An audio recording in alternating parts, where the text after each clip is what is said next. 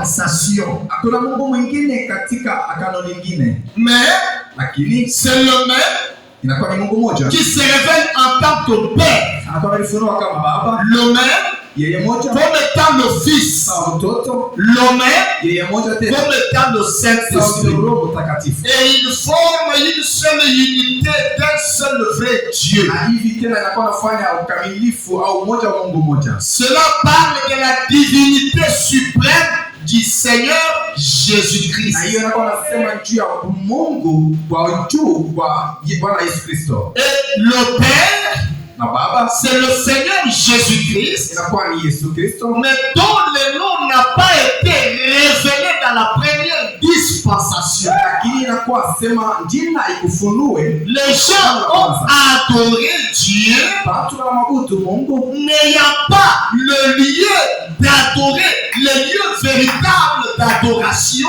lakini hawakuwa na fuashi kamili ya kumwabudu hiyo. Ils allaient dans le temple construit de mains d'hommes. Walikuwa wanaenda mahekalu ya kufanya mikono ya bantu. Alors que Dieu n'habite pas dans ce qui est fait de mains d'hommes. Lakini Mungu naye ashikale pa vitu vya kulala. Mais seulement il a béni le lieu. Lakini yeye anabariki pa. Il a accordé sa bénédiction. Anapeleka tena baraka yake. Le même Dieu Mungu moja est venu anakuja et il a donné les noms anapeleka jina et il s'est fait chair. na anafanya tena mwili. Et il a donné le temple Anapeleka tena hekalu dans la personne de Jésus-Christ. mtu wa Yesu Kristo. Le corps Mwili qui n'est pas fait de mains d'hommes. ila ikufanishwe na mikono ya bantu. Et Na Dieu Mungu voulait lui-même se révéler. alitaka yeye peke kulifunua. Mais il a été dans un lieu, Lakini alikuwa nafasi moja. il a donné les noms, Anapeleka jina mais Dieu lakini Mungu devait se révéler, alipaswa alifunue se tena. dévoiler Kulifunua comme étant le Saint-Esprit. sawa Roho Mtakatifu. Et là, Na hapa et le lieu, nafasi et le nom, na jina et bien yote la personne mtu de Dieu, mtu wa il Mungu dit dans cette dispensation, inakuwa humu mais se révélant à son épouse, lakini alifunua tena kwa bibi pour harusi. que l'adoration devienne parfaite. Kuabudu kukuwe kamili. Et nous avons vu, Na tunaona c'est la même chose inakuwa ni kitu kimoja kwa moja. que même ce dessin que nous avons montré. Na hivi picha hii tunaonesha Donc ici, hapa c'est l'Ancien Testament, inakuwa ni kano le Nouveau Testament kano mpya et le Troisième Testament, ya kano ya ou le Testament de au l'épouse. la kano la bibi harusi. Le Premier Testament, Kano la kwanza c'est un testament écrit. ilikuwa ni ya kano ile kuandika. Et le deuxième Na ya pili est un testament écrit. ilikuwa tena ya kuandika. Mais le troisième Lakini ya tatu n'est pas un testament écrit. haina kano la kuandika. Le troisième, Ya tatu c'est un testament révélation ilikuwa ni kano ya kufunua. que nous avons appelé Ile tunaita le livre des sept sceaux. inakuwa ni kitabu kamili sana. Il n'est pas question d'un enseignement, Haina mambo ya il mafundisho, est question d'une expérience. inakuwa ni mambo tu ya kuonja. Dieu Mungu s'est révélé lui-même aux croyants. yeye peke alifunua kwa C'est ici qu'il a dit, kwa maana anasema quand il était dans la chair, pale yako mwili que l'heure viendra, kama kisawa et elle itakuja. est déjà venue, Na ile kisawa cha où les vrais adorateurs ile ba adoreront le Père en esprit et en vérité. kudu baba mkweli na mroho. Donc ici, Na hapa Dieu fait de vous de véritables adorateurs. Mungu anamfanya mwenye mkwe tena kuabudu kwa kweli. Dieu Mungu vous donne la révélation. Mungu anakupatia ufunuo. Et je voudrais insister beaucoup plus ce soir sur la révélation. Na ninataka tena kukaza sana hapa ufunuo. Et je voudrais dire Napenda kusema que tu sois une femme, ukuye bibi, que tu sois une sœur, ukuye dada, que tu sois un frère, ukuye ndugu, un papa, un jeune garçon, baba au kijana, dans tous les domaines de votre vie, aliyote maisha un yako, homme d'affaires, mtu wa biashara. retenez une chose, Kama kitu kimoja vous n'avancerez pas hautenda mbele kamwe si vous n'avez pas la révélation. kama una na ufunuo. Dans tous les domaines de la vie, Mambo yote ya maisha il nous faut la révélation. inatupasha ufunuo. La révélation, Ufunuo écoutez, ushikieni. c'est l'encre de l'âme. Yoyo ilikuwa tena na rangi. La révélation Ufunuo est l'encre de l'âme. inakuwa na rangi nafsi. Ce n'est pas l'encre du corps. Haina rangi ya mwili. Ce n'est pas l'encre de l'esprit. Haina rangi tena ya mwili. Et la révélation Hii ni funuo. est l'encre de l'âme. Inakuwa ni rangi ya nafsi. L'encre. Suivez brièvement. L'encre, rangi, c'est ça. L'encre, c'est ça. Encre, pour ceux-là qui connaissent les bateaux, il y a, si vous avez votre dictionnaire là-bas, vous pouvez d'abord consulter. Parce que j'aimerais que ceci pénètre. Est-ce que vous avez un dictionnaire? Qu'est-ce que le dictionnaire nous dit? Ok. C'est A-N-C-R-E.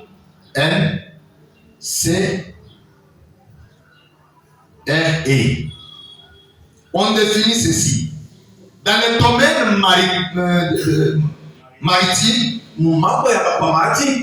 c'est un objet lourd au bout d'une corde ou chaîne qu'on laisse tomber au fond de l'eau afin d'empêcher un bateau de dériver. Kunakuwa ni kitu kia kujito kile wanakuwa nafunga kuminyololo, lakini wanakuwa nakiweka ndani ya maji ndio kuzuisha sema watu ishende pembeni au shingie ndani ya maji. Tout comme dans la construction, dans l'architecture, au vile mkutunga tena manyumba. C'est un barre de fer qu'on emploie pour empêcher soit l'écartement des murs, soit de la poussée des voûtes, ou pour maintenir des tuyaux, des cheminées qui sont fort élevés. Inakuwa ni chuma ambao wanakuwa nafunga nacho bintu bimumbashi au wanakuwa natenga navyo vile juu kabisa.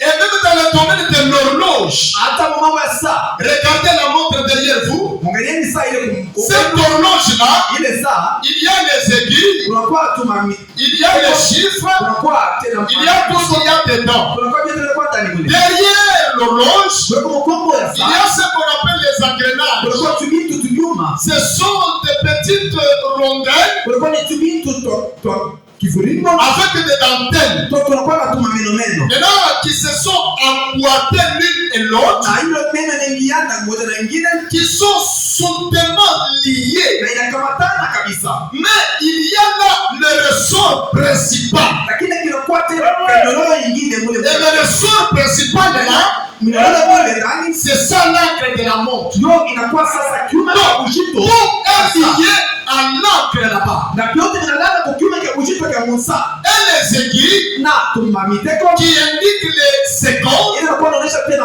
qui indiquent l'heure, inakuwa inaonyesha masaa, qui indiquent les minutes, inakuwa inaonyesha wakati, sont liées l'une et l'autre. inakuwa na mabana mmoja na nyingine. À partir de l'encre principale, kupitia kwa kiuma cha kujito. Et même les engrenages na hata tu tumamima kwa est lié à l'encre, le ressort principal. Wewe unakamatana mpaka kwa kile kiuma cha kujito. Donc tout ce qui n'est pas lié à ce ressort-là ne donnera pas importance ou utilité à l'heure. Amen. Amen.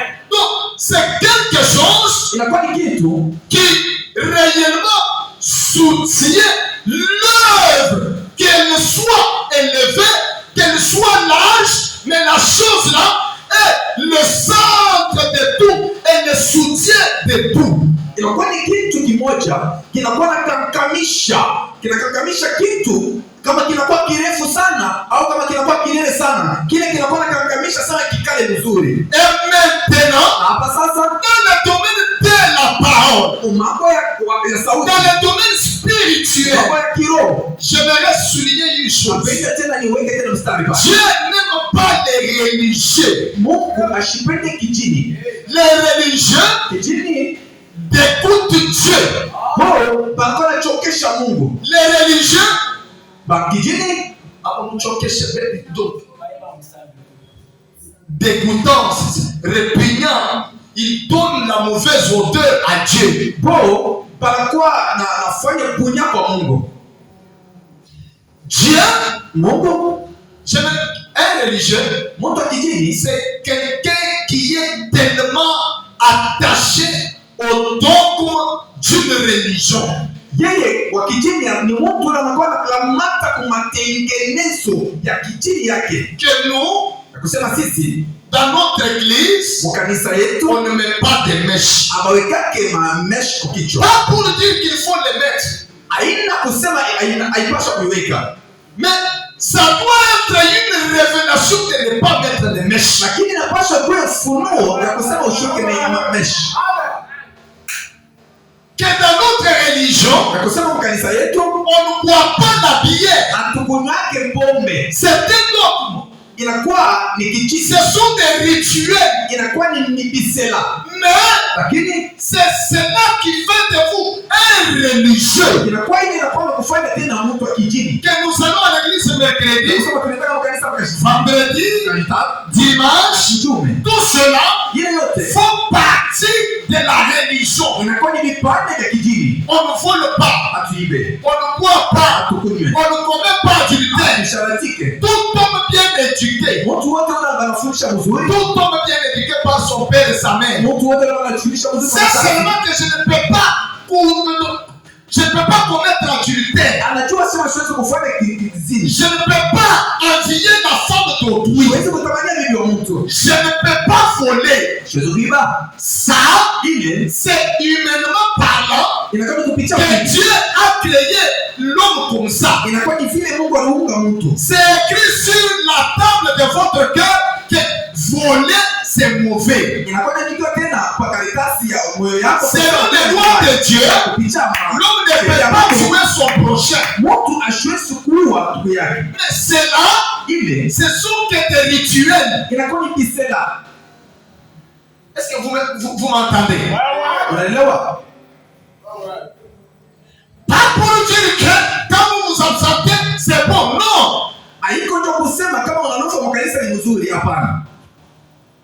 Ici, j'aimerais m'expliquer très bien. Les religieux, quand ils viennent dans le parvis, ils ont leur sacrifice, n'est-ce pas? Ils ont des recommandations à faire ici. Quand ils entrent ici, il y a encore des conditions à remplir. Mais quand vous dépassez ici, ici dans le milieu très saint, il n'y a pas de rituel. Il n'y a pas de interdits. Il n'y a pas réellement de dogme là-bas. Là-bas, c'est une vie. Parce que vous êtes dans la présence de la gloire de Shekinah. Ce n'est pas que vous tombez aujourd'hui et demain vous vous relevez. Ce n'est pas que vous pardonnez aujourd'hui et demain vous vous rappelez. Ce n'est pas qu'aujourd'hui vous croyez et demain vous révisez. Non! Ici, la vie coule en abondance. Il n'y a pas d'interruption.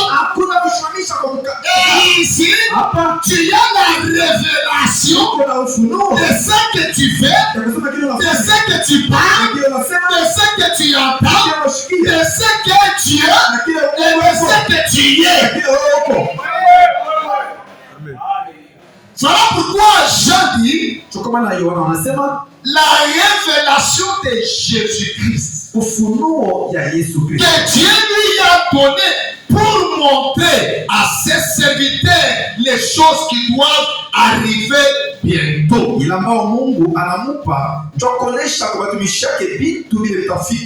qu'il a fait connaître par la foi de son ange à son serviteur Jean, lequel a attesté la parole de Dieu, le témoignage de Jésus-Christ, tout ce qu'il a vu. Heureux celui qui lit et ceux qui entendent les paroles de la prophétie et qui regardent les choses qui sont écrites, car le temps est proche. Saa inakaribia. Quand vous remarquez, Kama unaangalia hapa, Dieu Mungu donne la bénédiction anapeleka baraka à celui qui lit la parole ule anasoma sauti, et à celui qui entend sa parole. kwa ule tena anashika sauti, Et il sous-entend na yeye anaweka une malédiction laana à celui qui ne le fait pas. Mbona shifanya hivi?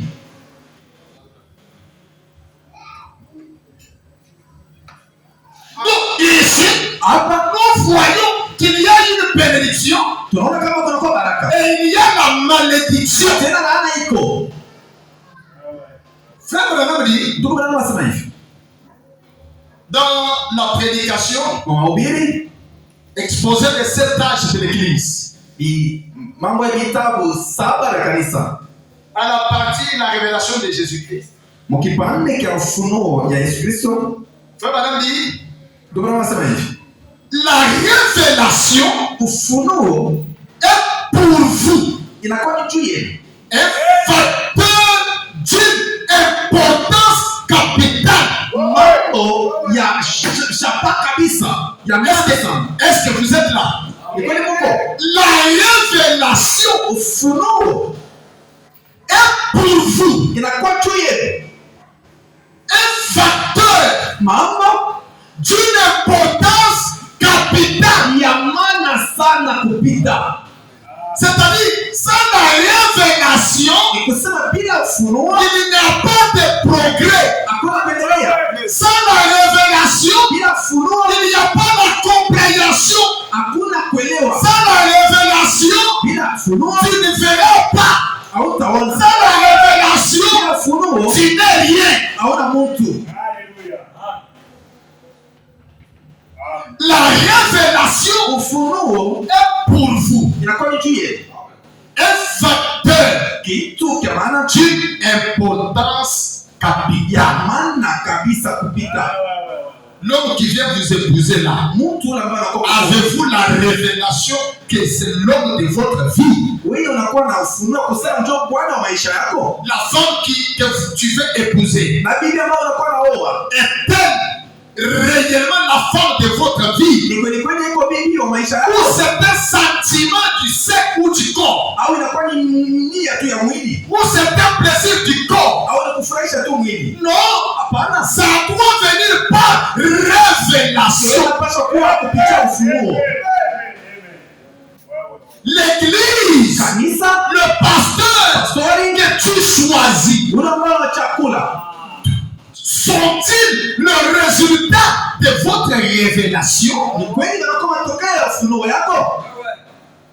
Le travail Kazi que tu fais, ile ambayo unakuwa unafanya le fais-tu par révélation? ni kweli unakuwa unaitenda kupitia ufunuo, Parce que juu c'est un facteur d'une importance capitale. inakuwa ni mambo ya muhimu kabisa, C'est le ressort principal. inakuwa ni kitu cha kushika kabisa maisha, C'est l'encre de l'âme. inakuwa ni chuma cha kushika kabisa. Puisque nous parlons de l'âme, Tunasema ndio nafsi, pas du corps, haina ndio mwili, pas de l'esprit, haina ndio roho, mais de votre âme. inakuwa ni ndio nafsi Et yako. l'âme est la partie de Dieu. Kipande cha Mungu C'est la divinité. inakuwa ni Mungu, C'est le Saint-Esprit. Roho Mtakatifu Et vous êtes le Saint-Esprit de Dieu.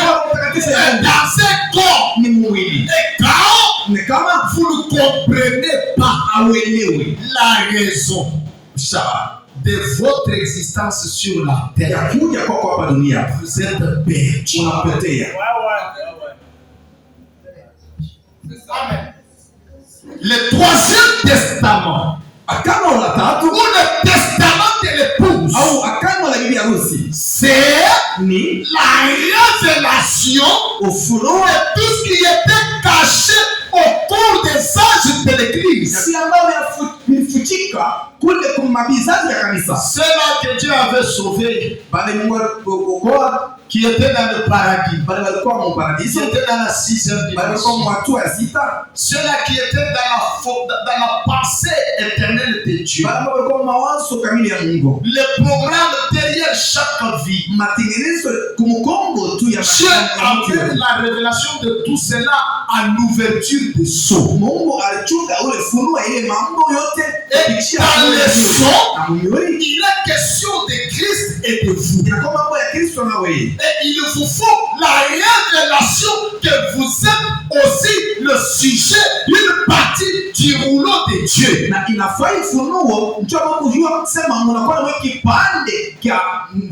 Parce que dans l'Ancien Testament, c'était des choses cachées. Dans le Nouveau Testament, c'était des choses cachées. Mais à l'ouverture des sceaux, Dieu amène un livre. Un livre de la révélation. Que Branham dit que cela est un facteur d'une importance capitale.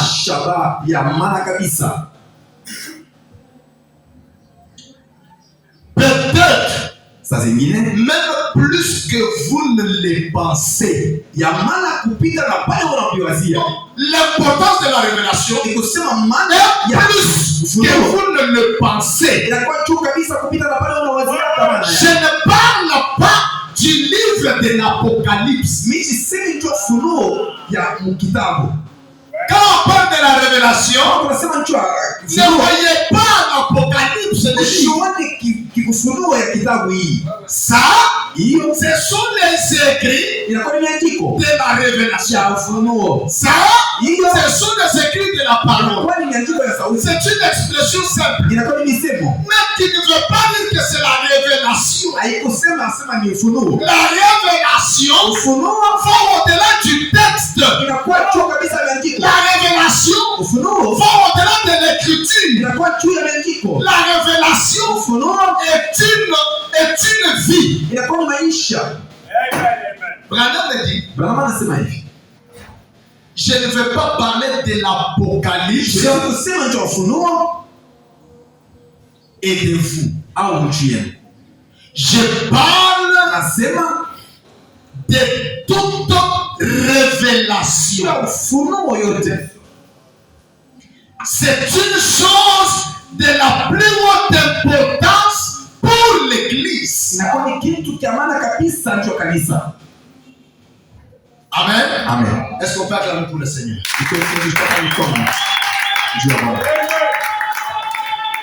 Dieu a regardé dans son grenier tout ce qu'il pouvait donner à l'épouse. Il a trouvé que donc, le cartouche, la meilleure chose, c'était la révélation.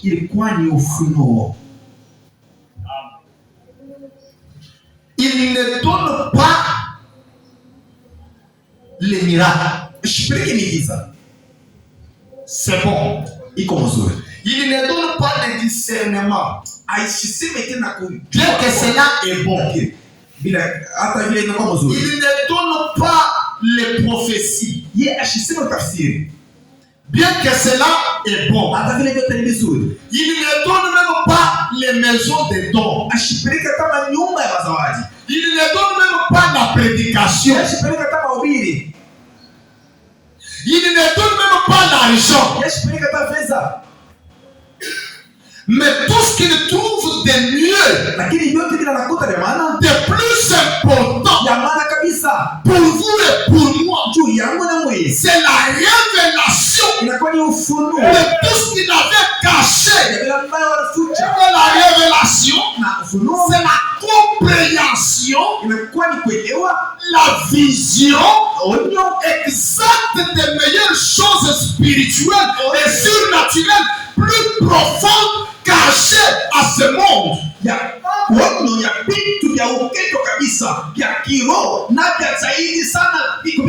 Que Dieu vous révèle.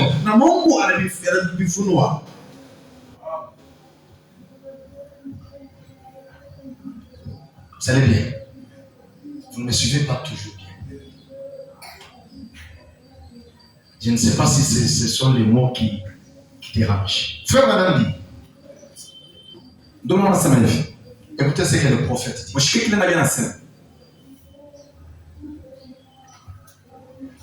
Je tente vers quelque chose. J'aimerais me rassurer que cela est entré pour que je passe.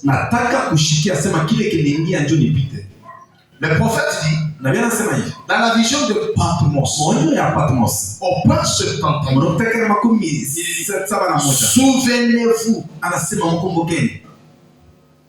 c'est le seul livre de la Bible approuvé par Christ lui-même. Je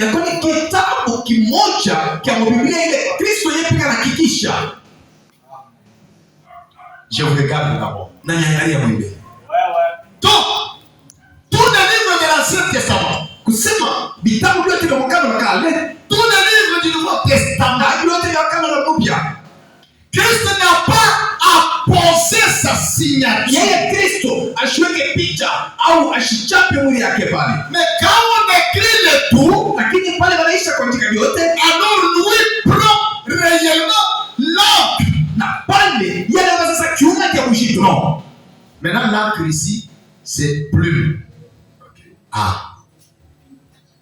Il y a encre et encre. Il prend l'encre et il commence à écrire. Quand l'ange apparaît à Jean, il commence à lui parler, il dit, prends ta plume et écris. Maintenant, Dieu lui-même est celui qui a commencé à écrire les livres qu'il envoie à l'épouse. Ce n'est pas un quelconque prophète. Et c'est lui qui met réellement sa signature. Donc les sons ne sont pas l'écriture d'un prophète. Les sons, ce n'est pas la signature d'un prophète.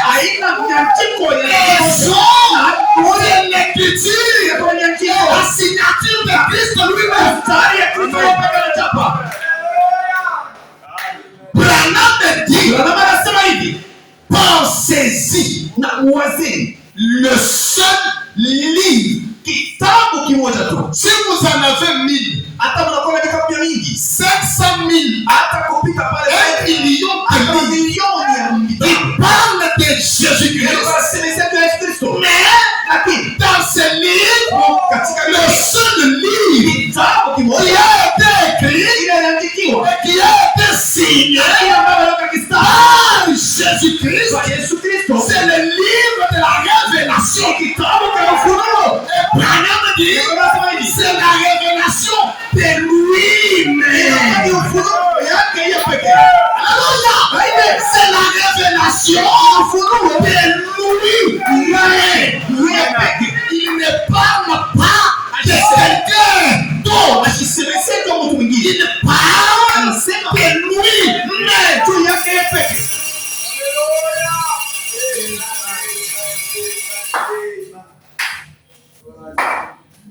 Le seul, et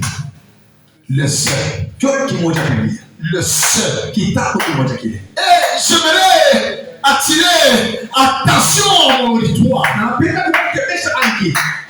Quand il écrit et il signe dans sa propre révélation, regardez bien, et lisez avec moi que là-bas, Dieu, il s'est décrit comme étant une épouse.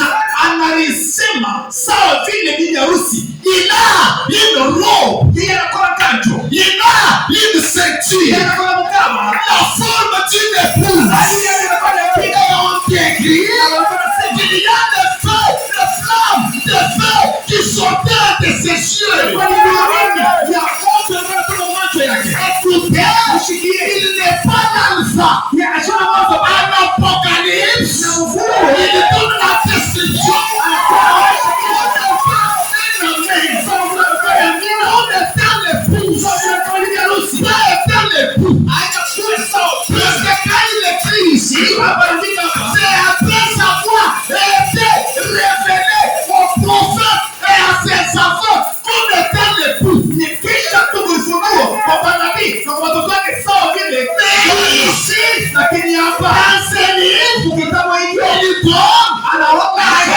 révélation de lui-même. Je veux dire ceci. Cette révélation donne à Dieu sa perfection. C'est que tout ce temps, je dirais qu'il était imparfait. Donc il n'était pas complet. L'émotion qui était détachée de lui devait le parfait. L'os de ses os, chair de sa chair. Et quand il écrit, il ne parle pas de quelqu'un d'autre. Il ne parle pas d'un prophète. Il parle de lui-même. Il donne ses propres caractéristiques. Et là, quand vous allez lire, je ne prends le temps, il donne les septuples mystères de lui-même. Les septuples mystères. Il y a 7 éléments qui décrivent la personne de Dieu. Dieu, pour se révéler, lui qui était caché dans la première dispensation, dans la deuxième dispensation, il dit maintenant, là-bas, il n'avait pas de lieu d'adoration, il n'avait pas d'îlot, et il ne me connaissait même pas. Ils adoraient dans la vérité. C'était la première dispensation. Dieu au-dessus d'eux. Et il leur a fait une grâce. Et il a projeté sur la terre la gloire de sa personne, de la personne de Jésus-Christ, les liens de Dieu. Et maintenant, il leur a donné le nom. Mais Dieu n'était pas complet. Dieu devait devenir complet. Il devait dépasser la deuxième dispensation pour que Dieu ait le lieu, ait le nom, et la personne soit unie pour qu'il soit la révélation complète à l'église. C'est ça qui donne la vie à l'épouse. L'épouse n'aura pas la vie s'il n'y a pas ceci. Vous devez avoir les lieux et le nom et la personne. Amen.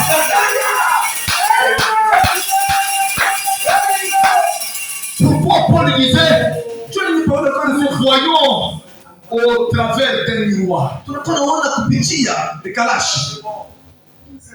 Il voyait au travers d'un miroir. Et quand vous voyez un objet au travers d'un miroir, vous ne voyez pas tous les détails. Il y a la description de lui-même. Ici, le chapitre 1er de l'Apocalypse, vous allez voir que Dieu est dans le chandelier et il a la forme de l'épouse. Et il dit qu'il est la main, il est le final et le point final.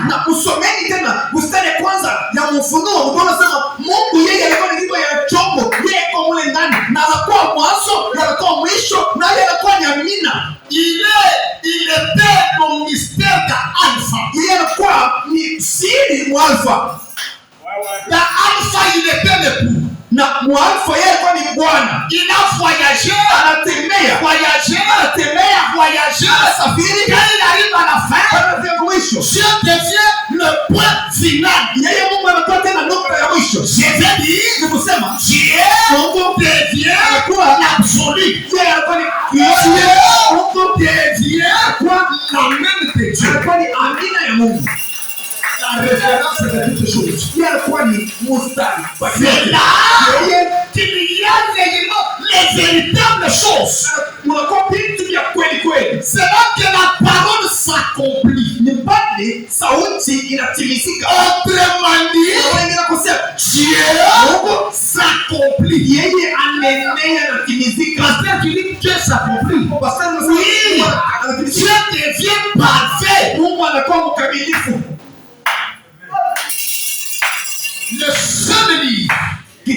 kimoja tu. Sur lequel il a posé son sceau. Pale ambapo yeye anapika tena kistari Et yake. dans lequel il a mis ses bénédictions. Lakini anaweka kama baraka Et yake ses malédictions. na malahana yake.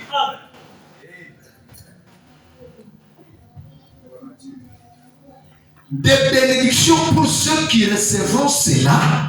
Baraka njoo hapa ambao watapokea hiyo, Et la malédiction pour ceux qui ne recevront pas cela. na malahana njoo wale watakataa nayo. Je vais dire une chose. Napenda kusema kitu kimoja. Je ne veux même pas que vous croyiez. Sipendi hata mumbiamini. Je ne veux même pas que vous réfugiez. Sipendi hata mumikatara. Ceux qui sont prédestinés à croire. Wale wenyewe wanatangulishwa ndani ya kuamini. Ceux qui ne sont pas prédestinés à croire ne croiront pas. Moi, je n'ai ni à ajouter, ni à retirer. Mais quand je parle, je communique la vie. Et la vie appelle la vie.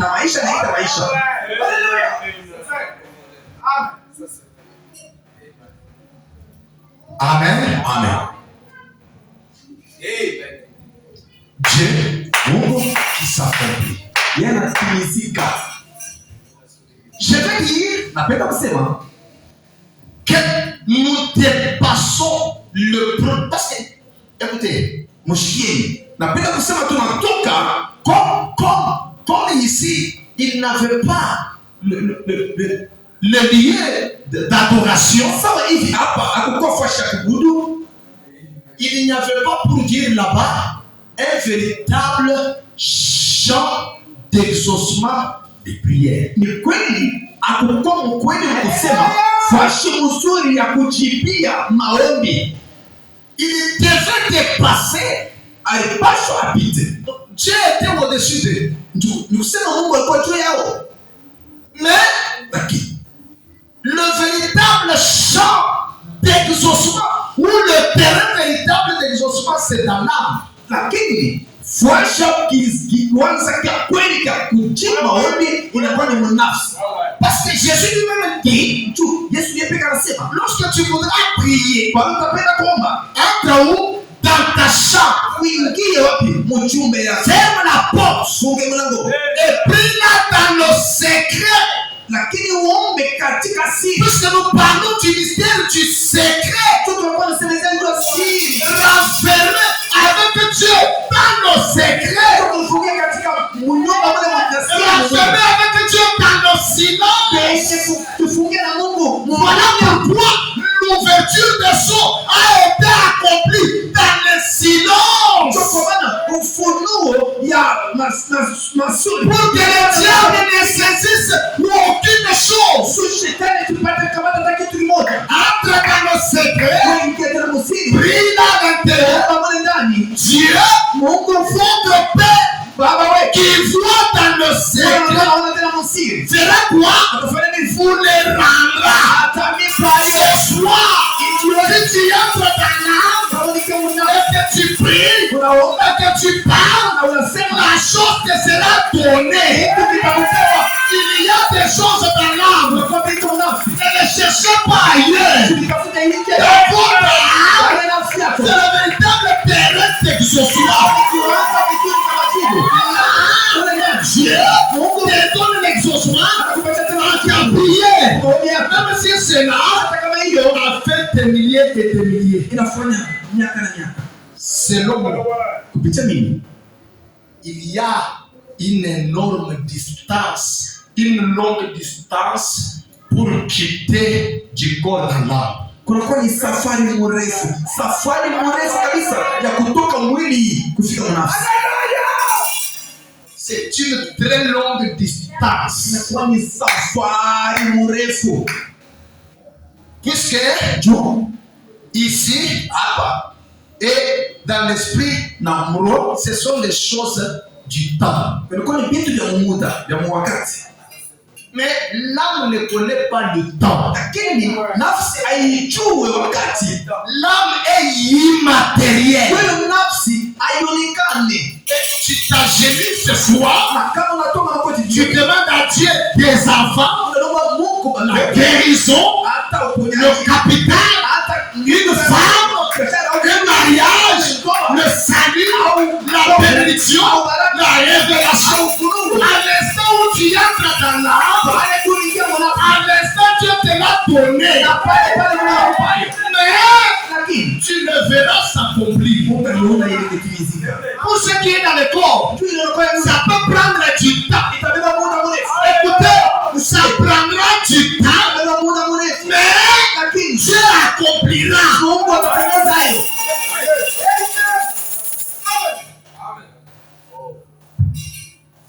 Dieu accomplira. Le véritable terrain d'exaucement. Le véritable terrain de la prière. Même la parole. Vous ne l'écoutez pas avec les oreilles. Vous pouvez écouter mais jamais comprendre. Mais c'est l'âme qui comprend. L'âme comprend. L'âme croit.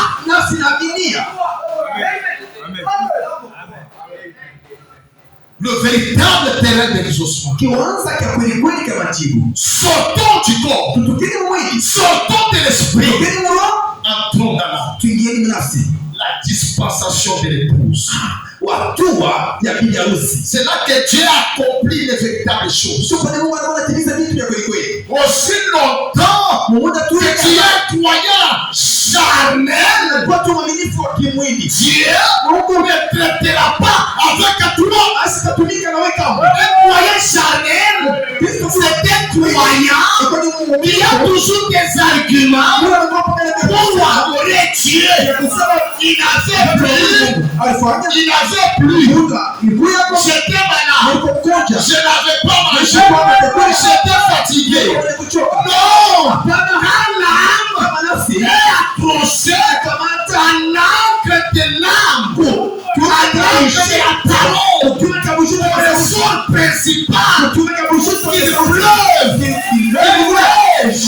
qu'il tombe, qu'il y ait des armes, qu'il y ait la bombe. Moi, je serai là dans mon âme pour adorer Dieu. Puisque Dieu n'est pas une imagination. Dieu n'est pas une illusion. Dieu est une vertu dans l'âme. Dans l'âme adore. Dieu adore lui-même d'accompagner.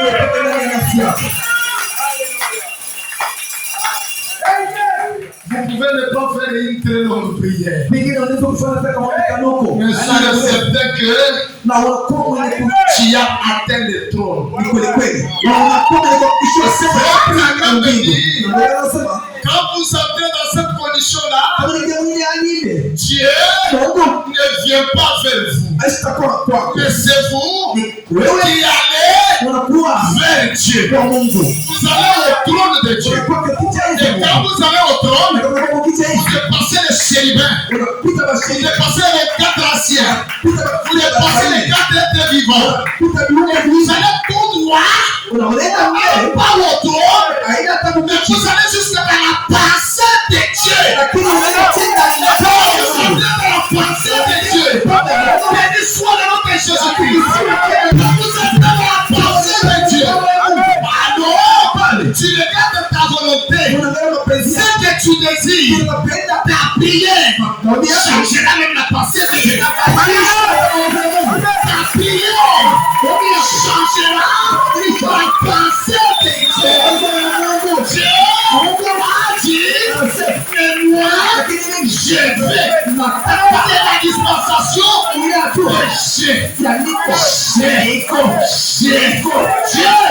Dieu a dit, maintenant, moi je deviens Dieu, et moi qui est croyant, Dieu agira.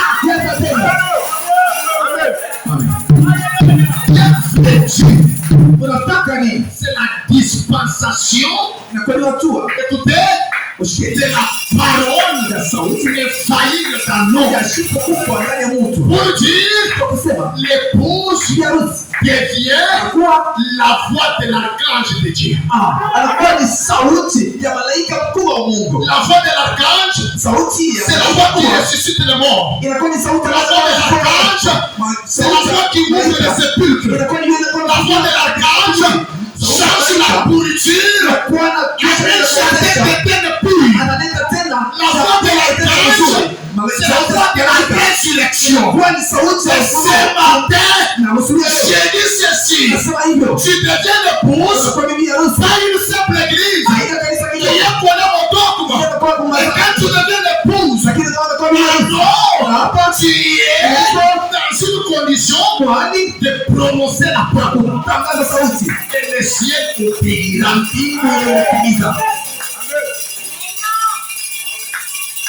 Amen. Amen. Amen. Changeons la scène ce soir. Changeons la scène. Moi ici, est souffrier. Non. Toi, pas demain, ce soir, tu es un fils du royaume. Tu es un citoyen du royaume. Tu as un désir de dire quelque chose. Toi, tu es dans la dispensation de la parole incarnée.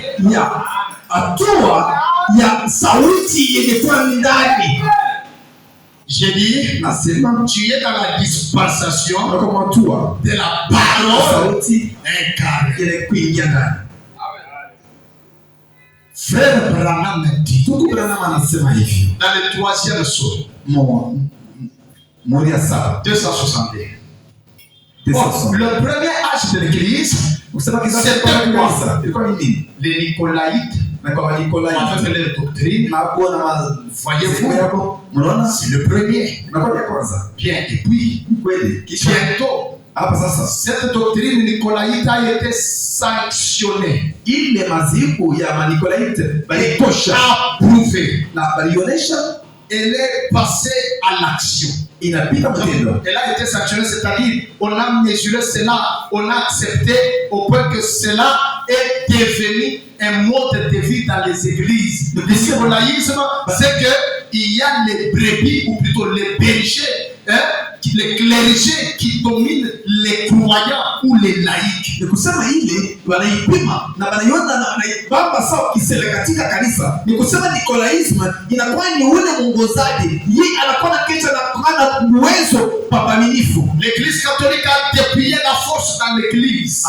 Kanisa Katoliki inatosha nguvu mu kanisa. C'est une secte qui a été envoyée contre l'église de Dieu. Lulu ambaye anaingisha tena ndio kupinga kanisa ya Mungu. La même secte qui a changé de forme.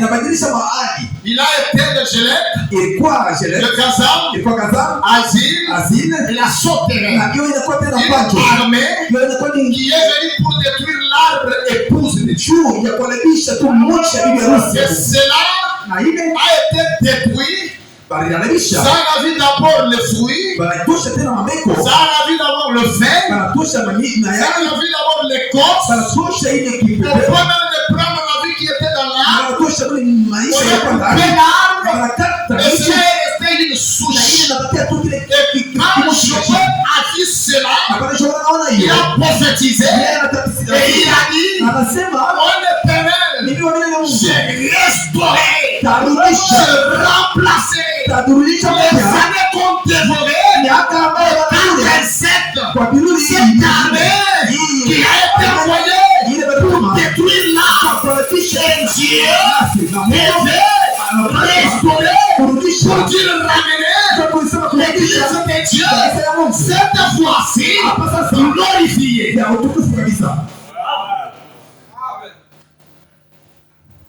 Le nicolaïsme. La domination. La domination des clergés sur les brebis. Vous ne pouvez pas prier. Moi je vais prier à votre place. Vous apportez-moi l'argent. Vous devez payer l'argent pour la messe. Vous devez payer l'argent pour ceci. Donc tout était basé sur l'argent. Et les croyants étaient dépouillés de la force de la prière. Et l'Église était devenue leur terrain de prière. Mais Dieu lui, quand il revient, il donne la puissance à chaque croyant pour que le croyant soit dessus lui-même de contacter Dieu, de parler à Dieu,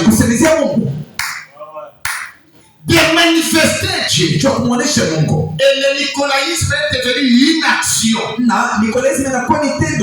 Et ils ont couronné cet individu. La papauté. Donc,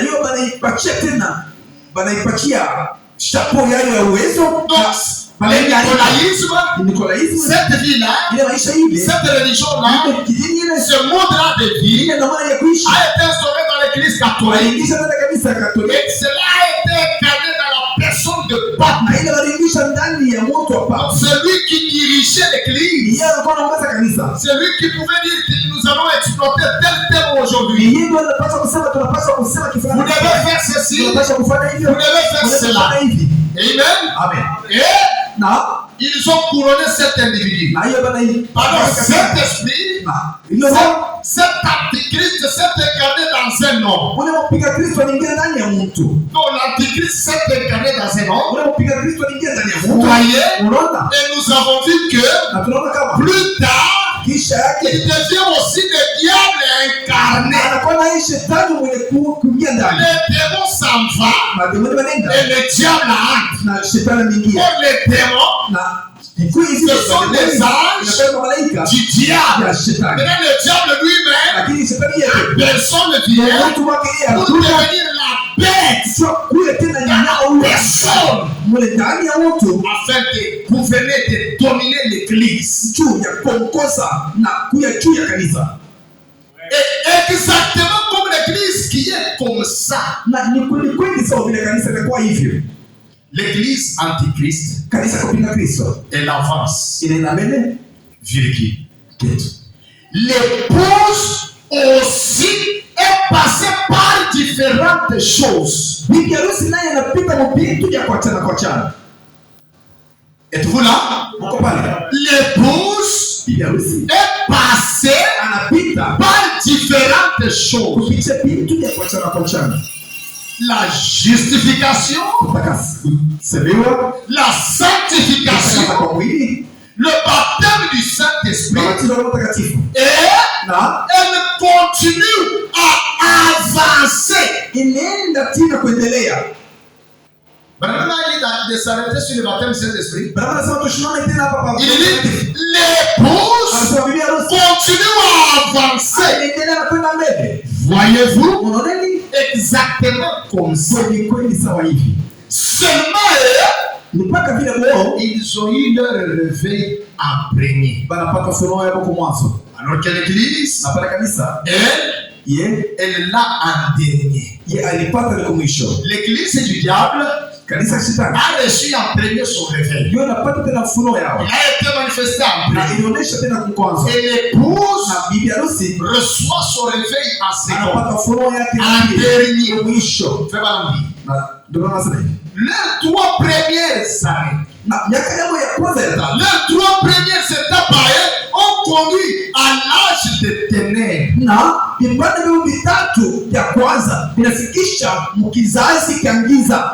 Ensuite, les 3 étapes. 3 étapes. C'est l'Église qui sort. À partir de la justification, de la sanctification, du baptême du Saint-Esprit, jusqu'à Dieu incarné, manifesté parmi nous. Donc,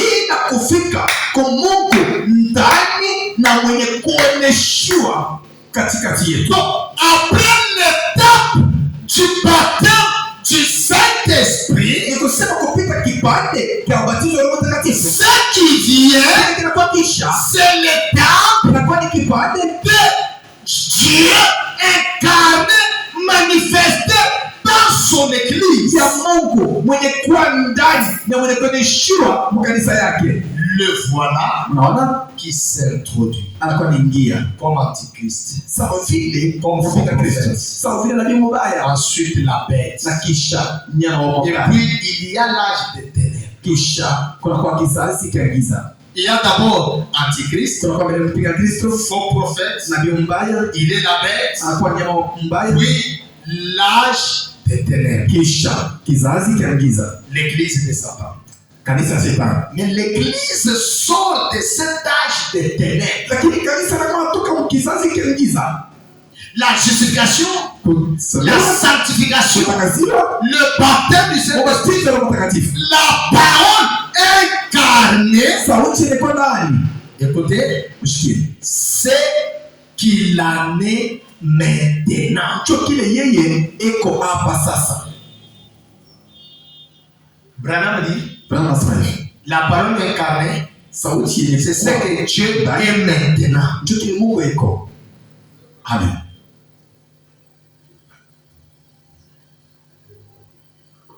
Je vais dire, Nataka kusema le troisième testament agano la tatu va au-delà du temps, inaenda kisha wakati, va au-delà des âges de l'église. inakuwa juu kabisa ya vizazi vya makanisa. Le troisième testament Agano la couvre tatu même la période du millénium. hiyo inafinika tina wakati wa milenium, Puisque c'est dans le millénium que Dieu est la parole incarnée. tu ni mu milenium mwana Mungu anakuwa ndani. Et Branham dit, Na Bwana anasema vous passez la justification, unapita kusemewa la sanctification, ziwa le baptême du ubatizo wa Saint-Esprit, Roho Mtakatifu jusqu'à Dieu incarné. kwa Mungu yeye pekee ndani. Amen. Je vous ai toujours montré que la pyramide, Namelezeka sawa, hii le sommet chombo, ici, la pierre fêtière, hii chombo ya ribo ya chombo c'est au-delà des âges de l'église. inakuwa juu kabisa ya vizazi vya kanisa, C'est au-delà des âges de l'église. ni juu ya vizazi vya kanisa, C'est au-delà du temps. ni juu ya mawakati. Donc quand nous entrons dans la pyramide, dans la pierre fêtière, Ni kama tuliingia mliwa ya chombo, c'est un royaume à part. inakuwa ni ufalme ingine,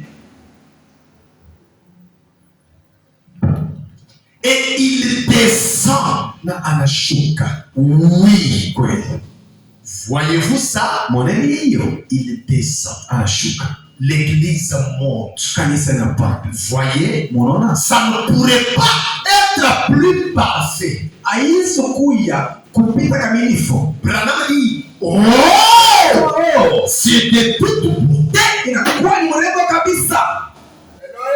Amen. C'est de toute beauté. Inakuwa ni ya urembo wote. Branham uliwamba ni Branham matia kabiena mokumweka bubyuti byumvikani bubujipimpato kati yeyi epi mwenyabe. Branham dit, ça peut être comme si ce n'est pas bon, si nous ne pouvons pas bien les voir, mais ça c'est tout bon. Uliwamba ni j'aime vraiment ça. Anasema mimi napenda hiyo kabisa. Est-ce que j'ai pas jeté? Iko hivi nisikuongeza. Branham dit dans le 4e saut, Branham anasema on peut s'en ici. ndio ya saba ya ine, lakini Quand notre Seigneur apparaîtra ici sur la terre, pale Bwana wetu Yesu atonekana hapa pa dunia, il montera un cheval blanc, atapanda punda mweupe, un cheval comme neige, punda sawa neige, et na il sera atakuwa complètement kweli kweli et entièrement kweli kweli wote l'Emmanuel. Emmanuel.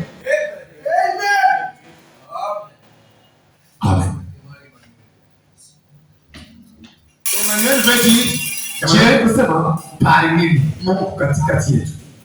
Quand notre Seigneur apparaîtra Pale Bwana wetu Yesu ataonekana sur cette terre, hapa dunia hapa, il montera un cheval atapanda punda mweupe, blanc comme neige. mweupe sawa neige, Il sera complètement na yeye atakuwa et entièrement na wote l'Emmanuel. Emmanuel. Virgule kitu La parole de Dieu incarnée dans un homme. sauti ya Mungu yenye kuingia ndani ya mtu. Vous voyez Emmanuel? Unaona Emmanuel? Est-ce que vous voyez Emmanuel? Ndio unaona Emmanuel? Le testament de l'épouse Akala Biblia hivi manifeste Emmanuel. inaonyesha Emmanuel. Alaji. La parole Sauti incarnée ndani dans un homme. ya mtu mmoja. Voyez, Unaona? voilà à quel point ils sont différents. Moneni pale binachana. Voilà la différence qu'il y a entre eux. Moneni achanisho ile inakuwa katikati yao. Le cheval de Satan, Hii punda ya c'est un cheval Shetani pâle. inakuwa ni punda ya shipo kwa mweupe. Cheval pâle. Inakuwa ni punda ya shipo damu Qui ressemble la couleur noire, la couleur blanche et la couleur rouge. inakuwa sawa, inafanana na rangi mweupe, rangi mweusi, Et il déviait dans la couleur pâle. na inakuwa mwile rangi ile ya shipo kujulikana, Et une bête est une puissance. na ile nyama inakuwa ni uwezo. Et Dieu, lui, Lakini wewe quand il sera incarné, kwa ndani ya Mungu, Emmanuel, Emmanuel sur le cheval blanc, kwa punda mweupe il sera atakuwa la parole sauti incarnée ilikuwa ndani dans un homme. ya mtu mmoja. Maintenant, allez chercher Emmanuel. Sasa mwende mtafuta Emmanuel wewe.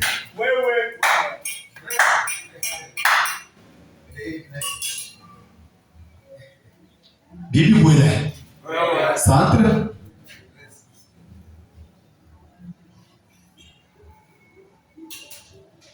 Qui revient? naye anakuja, anarudia Notre Seigneur. Bwana wetu Yesu Kristo. Nous n'avons pas deux seigneurs. Hatuna na bwana wawili, Pas trois seigneurs. hata watatu haina. Hakuna. Un seul. Ni Bwana mmoja Sur le cheval blanc. hapa mapunda mweupe Complètement. wenye kwa na hoteli. Faut pas dire complètement. Ndio tunasema hoteli. Ah, je n'avais pas compris ça. Ni kweli mishikuione Je viens de voir. naiona sasa. C'est que il sera complètement Atakuwa muhoteli yake yote et entièrement. na mwingi yake yote. C'est en dedans et en dehors, il sera Emmanuel. Sema muinje na mwangani yeye atakuwa na Emmanuel. Emmanuel. Emmanuel. Emmanuel. Emmanuel. Emmanuel. Emmanuel. Adotani. Kama angalia Mwalimu wa Emmanuel. utaona kwa Emmanuel. Munda. Mwele ndani mmoja. Emmanuel. Emmanuel. Il sera complètement Atakuwa yoyote entièrement. na mwingi yake yote.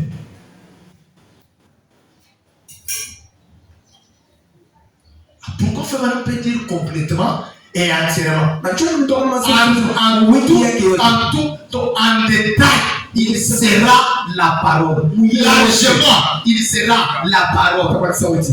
En longueur, profondément, il sera la parole. Atakuwa sauti. Ilikuwa na Dieu dans un homme. Mungu katika mtu mmoja.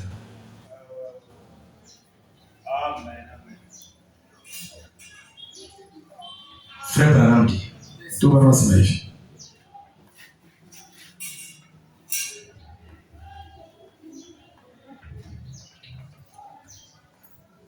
recevez ça. Mpokee hiyo. Le prophète dit, Nabii anasema les âmes qui sont maintenant en prison. manafsi na kwa gereza. Est-ce que vous allez croire, frère Branham, Ni kweli mtaaminia ndugu Branham comme l'un d'eux? sawa vile mmoja katika hao 347 les âmes qui sont en prison. 347 manafsi inakuwa ndani. Les deux écritures ici, je les lis lentement. Imeandikwa mbili na isoma kwa pole pole.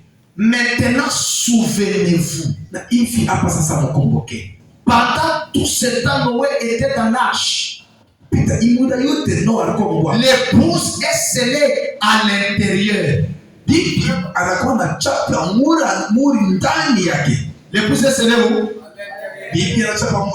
N'entendez pas que votre corps ici ira dans l'enlèvement.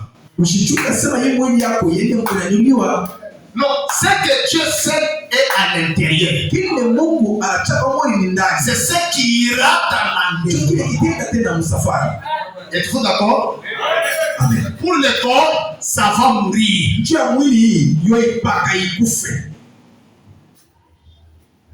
À l'intérieur avec Christ. Le dernier membre a été racheté. Le sixième chose s'est manifesté.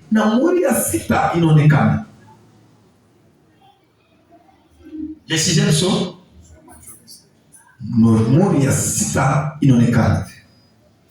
Ce n'est pas que on a seulement révélé, non, c'est manifesté. Aina kusema ni banifunua tu, hapana, inaoneshwa. Point. Nota. Écoutez, mshikie. Le septième sceau, moja saba, le ramène sur la terre. Inamrudisha hapa pa dunia. Ne croyez pas que le septième sceau est ouvert et que Christ n'est pas sur la terre. Mshiwaza sema moja saba inafunguliwa lakini Kristo hapa dunia. Non, le Seigneur apparaîtra comme Emmanuel sur un cheval blanc, la parole incarnée. Et Branham dit ici, après que le sixième sceau est manifesté, le septième sceau ramène Jésus sur la terre. Amen.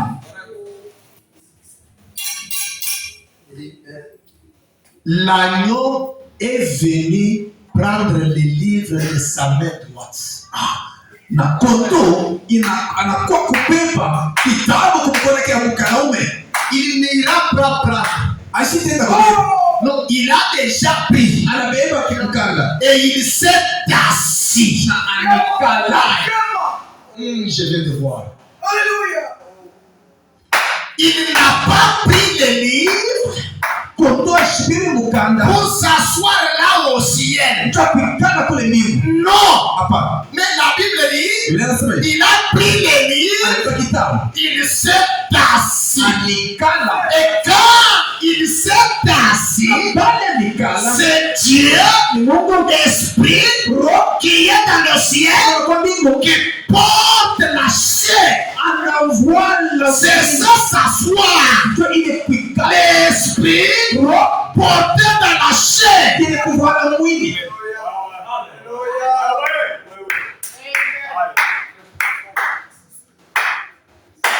Et il a revendiqué son bien. Quel est le bien de Dieu? C'est l'épouse. Ce qu'il avait racheté. Pas vrai? Le troisième poule. Ça a toujours été ça. Branham me dit, la parole parlée est la sémence originelle. 842.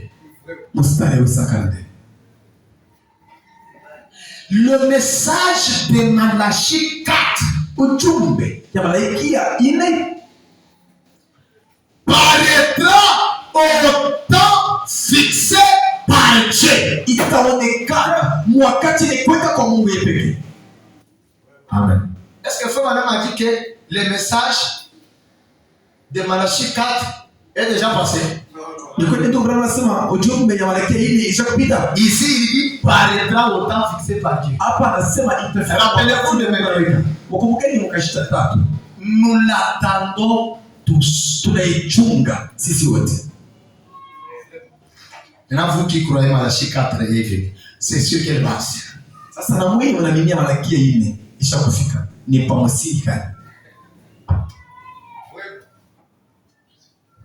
Mettez la pause.